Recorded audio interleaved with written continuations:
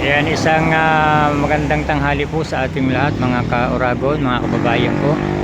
Isang aksidente po ang naganap dito sa Barangay Malangkaw Basud, Labo, Camarines Norte, kung saan po ay isang sasakyan po ang tumama sa poste at nahulog sa bangin.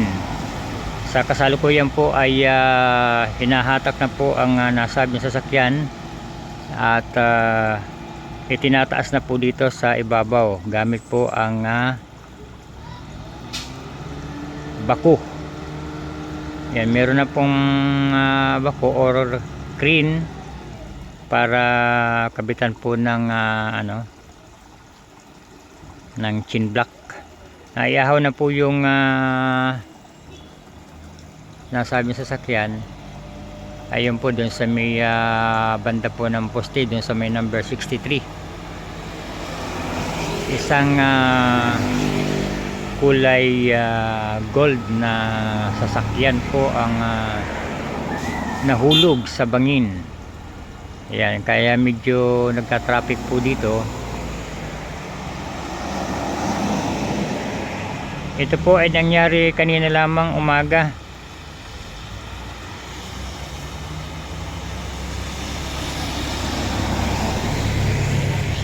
Yan, kaya po doon sa ating mga biyahero, sa ating mga driver na papunta ng Bicol galing Maynila o yung mga paluwas, mag-ingat-ingat po tayo sa pagmamaneho, pagdadrive. Kapag inaantok na po, pwede naman tayong pumunta sa isang tabi at magpahinga muna doon sa safety lugar para maiwasan po ang ganitong aksidente. Mabuti na lang po at wala namang namatay sa mga pasahero ng nasabing sasakyan. Napakaswerte dahil wala pong namatay o napinsala sa loob ng kotse. Kasalukuyan pong nag-a-assist ang mga barangay police dito po sa nasabing barangay, ang barangay Basud, Labo, Camarines Norte.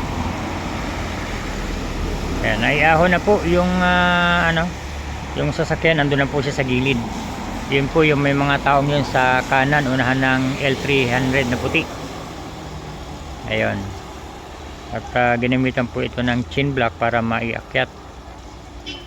Bagong-bagong sasakyan po, na-aksidente, nahulog.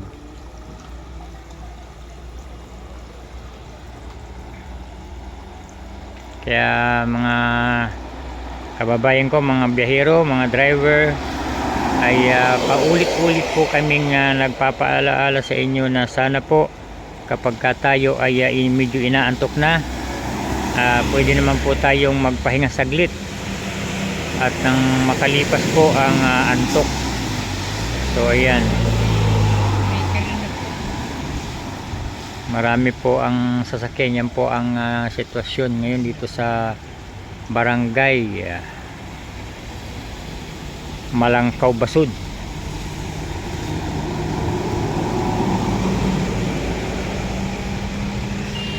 Medyo dumarami po ang sasakyan.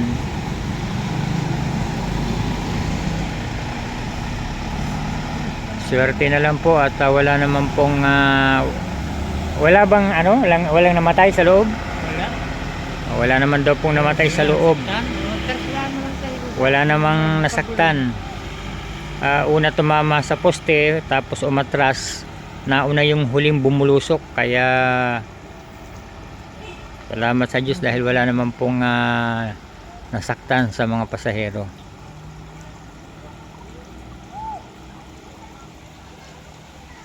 May mga pulis dito kanina ba, no? Ayun, nagka-traffic niya na. Barangay pulis lang yan.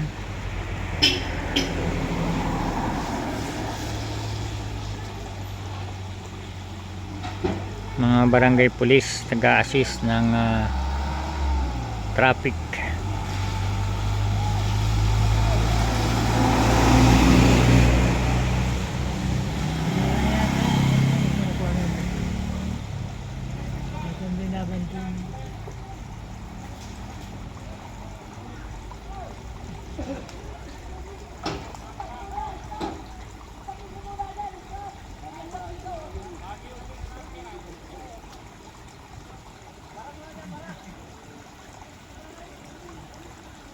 Ayan po ang kaganapan dito sa Barangay Malangkaw Basud. Isa na namang aksidente ang naganap. Yan po sir yung bag ng lalaki.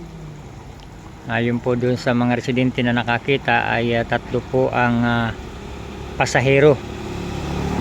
Ayan, dapat may nag-a-assist dito na isang tao para yung mga sasakyan na padating nakukontrol. Wala naman silang nilagay na sign man lang para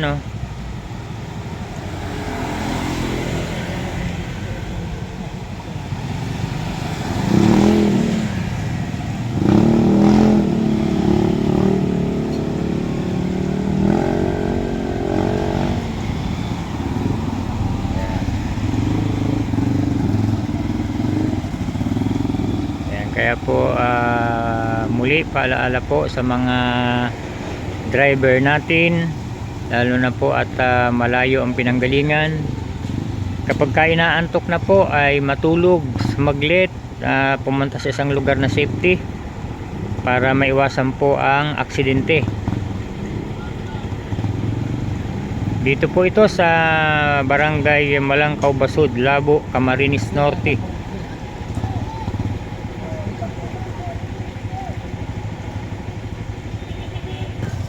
Ayan, unti-unti na po ang mga kauragon ko na binabatak yung sasakyan gamit po ang service ng Canorico.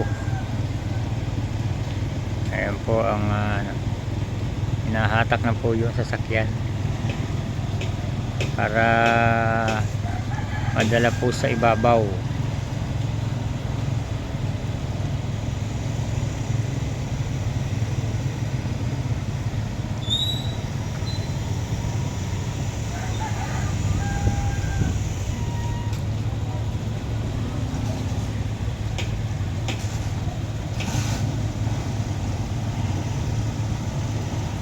Shoutout nga pala doon sa aking mag-iina na nasa Labo ngayon. Hindi kami nagpangita kanina sa Santa Elena. Yan, shoutout sa inyo. Ingat kayo sa pagmamaneho para makaiwas po tayo sa mga ganitong aksidente. Isa lang po ang buhay natin mga kauragon. Dapat po ay dublihin po natin o triplihin po natin ang ating pag-iingat, lalo po tayo ay nasa lansangan.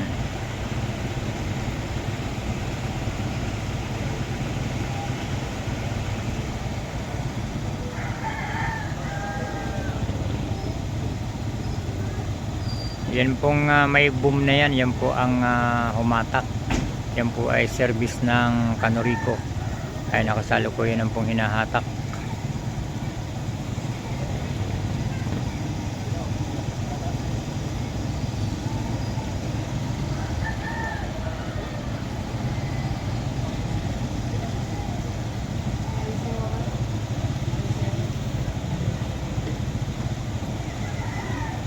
Ayun, yun po yung sasakyan na yun na nahulog. Yun po yung nahulog. Bagong bago pa, napakagandang sasakyan. Naitaas na rin po. Yung kulay gold pong yun ang nahulog dyan sa bangin, dyan sa may kanan, sa may poste. Yan, poste pong yan, dyan siya nahulog. Ang sabi po ng mga residente na nakausap natin, inaantok daw po ang driver.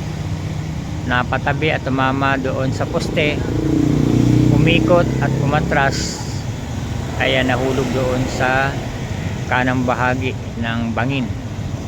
Mabuti na lang po at swerte naman dahil wala namang namatay o napinsala sa mga pasahero. O yan lang muna po ang aking update mga kauragon. Sa ating mga kababayan, ingat po tayo palagi sa ating pagmamaneho. Maraming salamat po at sana po ay sumapit ang bagong taon, Pasko at bagong taon na ligtas tayong lahat. God bless po. Ingat po ang lahat.